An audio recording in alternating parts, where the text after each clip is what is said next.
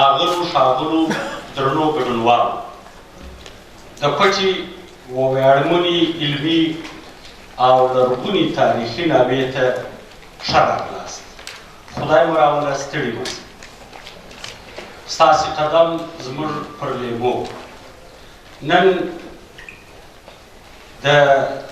زیږدیز کال د سپتمبر 12 تاریخه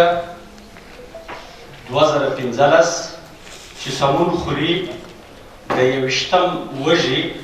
1494 لمریز کال سره د پښتو اکاډمۍ کوټې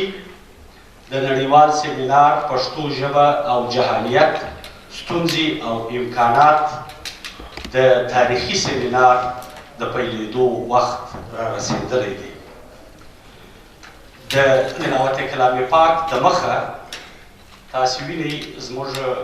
قدرمن ښاغلی خصوصي میلمه جناب محمد خان اڅکزی صاحب ګورنر بلوچستان تشریف راوړی دی. د دې سره سره زه وجیبو میلمنو ته و پریزیډیم ته د راتلو بلنه ورکوم. د پښتو اکاډمۍ صدر جناب سید خیر محمد عارف صاحب،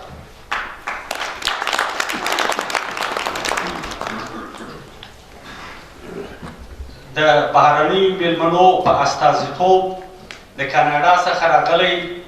زموږ قدرمن لیکوال جناب محمد معصوم هوتک صاحب،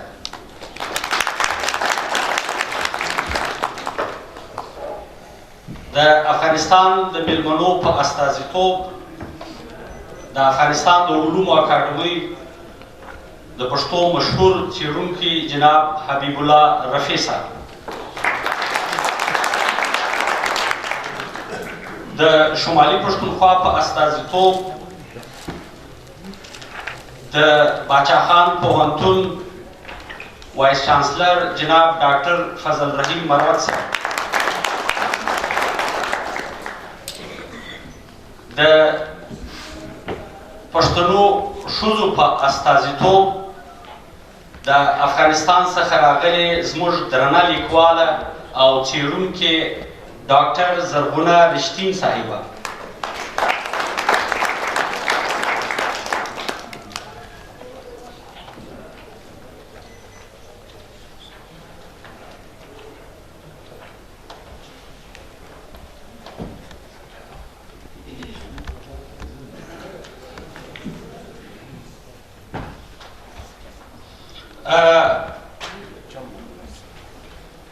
د تلاوت کلام پاک دپاره جناب ډاکټر فضل الهي پتمل صاحب ته خواست کوم چې دی راسي او د دغه تاریخي سیمینار پیل د خدای تعالی د مقدسو آیاتونو په ویلو سره وکړي.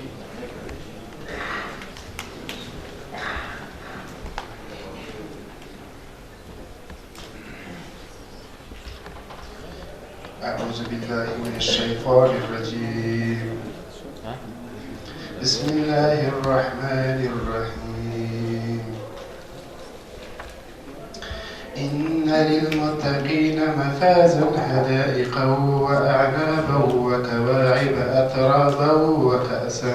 دهاقا لا يسمعون فيها لغوا ولا كذابا جزاء من ربك عطاء حسابا رب السماوات والأرض وما بينهما الرحمن لا يملكون منه خطابا صدق الله العظيم.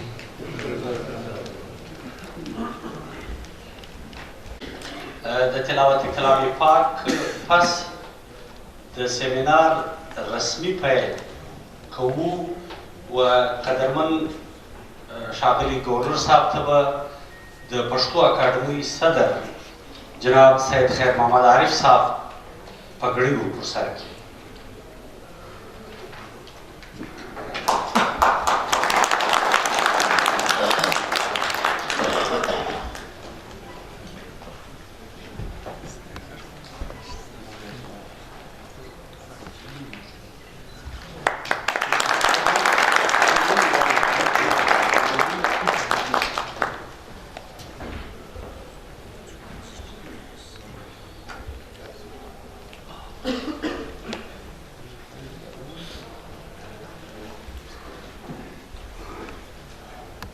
زموږ د کوټي دغه علمي مرکز یو ډېره اوږده لرغونې تاریخي سابقه لري. د کسې له لمنو څخه شاوخوا 1100 کاله د مخه د بیټ نیکه دغه مناجات ازانګې خورولې چې لویه خدایه ستا په مینه په هر ځایه غر ولاړ دی درناوي کې ټولې ژوي په ځالي کې دلته دې د غرو لمنې زموږ کېږدۍ دي پکې پلنې دا وګړي ډېر کې خدایه لویه خدایه دلته لږ زموږ اوربل دی ووړ کورګی دی ووړ بورجل دی مینه ستا کې موږ میشته یو بل د چا په مله تله نه یو هسک او مځکه نغښته ستا ده د مړو وده نه تا ده دا پالنه ستا ده خدایه لویه خدایه دا هم دغه د کسې د غره په لمنو کې دا ازانګې خورېدلې. له دې وروسته د ملکیار غرشین، علایار افریدي، حافظ عبداللطیف اڅکزي او دا ډول د جان محمد کاکړ، پیر محمد کاکړ تر پیرونو چې راتېر سو علامه عبدالعلي اخندزاده او ملا عبدالسلام اشیزي ته خبره درېږي. تر څو د معاصرې دورې چې موږ تاسې شتون پکې لرو یو شمېر نوموړي هستۍ دغه سیمې زېږولي دي. د دغه لرغونې ناوې په ملي افتخاراتو کې د پټي خزانې موندنه هم د کوټي تاریخي ښار ته خدای تعالی ورپه برخه کړې وه چې پښتو ادبیاتو لومړنی ماخذ دی او خطي نسخه یې له دا ځای څخه پیدا کېږي. پښتو اکاډمي کوټي په بیخي لږو امکاناتو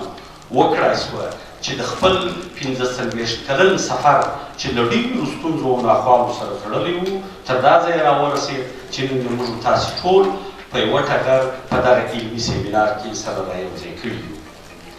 یوه خبره د یادونې وړ ده، هغه دا چې د پښتو اکاډمۍ کوټه د افغانستان د علومو اکاډمۍ او د پېښور د پښتو اکاډمۍ برعکس بلا معاوضه ټول غړي فري اف کاسټ کار کوي. د یوه سړي 1 روپۍ تنخوا نشته، شپه و ورځ د پښتو اکاډمۍ غړي د خپل قام ژبې او د خدمت دپاره لګیا دي کار کوي چې دغه سیمینار یې یوه بېلګه ده. پښتو اکاډمۍ کوټي تر اوسه یو شمېر کتابونه چاپ کړي دي او په دغه د نن په ګډونوالو کې چې کوم مهم میلمانه دي د ځینو پېژندګي او مختصر نومونه زه ستاسې سره ګډول غواړم. جناب محمد معصوم هوتک صاحب له کاناډا څخه راغلی دی، پروفیسر پرویز شاهین صاحب له سوات څخه راغلی دی او دا ډول جناب ډاکټر فضل رحیم مروت صاحب له باچا خان پوهنتون څخه راغلی دی، ډاکټر زرغونه رشتین صاحبه له افغانستان راغلی ده او دا ډول جناب حبیب الله رفیع صاحب له افغانستان راغلی دی، قیصر افریدي صاحب له کراچي څخه، جناب سلیم راز صاحب له خیبر پښتونخوا څخه، میا وکیل شاه صاحب د مردان څخه، جناب ډاکټر خادم حسین صاحب له اسلام آباد څخه، ریاض تسنیم صاحب له کراچي څخه، فیصل پاران صاحب له صوابۍ څخه، ښاغلی احمد ولي اڅکزی صاحب له المان څخه راغلی دی، ډاکټر حنیف خلیل صاحب له اسلام آباد څخه، زرین انځور صاحب له کابل څخه، عباسین یوسفزی صاحب له پېښور څخه او جناب علي کومیل قزلباش صاحب له اسلام آباد څخه، ډاکټر کرن سینی صاحبه له پېښور څخه، عبدالغفور لیوال صاحب د کابل څخه، عبدالرحمن حبیب زوی صاحب به که خدای کول سبا را رسیږي او دا ډول افراسیاب خټک صاحب به سبا را رسیږي او زموږ سلیم بنګش صاحب له ټل څخه راغلی دی او دا ډول انشاءالله تعالی ځینې نور میلمانه زموږ په اړیکو کې دي چې کوم راورسېد ستاسې سره به د هغه پېژندګلوي کېږي. اوس د سپاسنامې دپاره چې د پښتو اکاډمۍ کوټي لخوا ګورنر بلوچستان جناب محمد خان اڅکزي صاحب ته به وړاندې کوي، تشریف راوړي جناب سید خیر محمد عارف صاحب چې د پښتو اکاډمۍ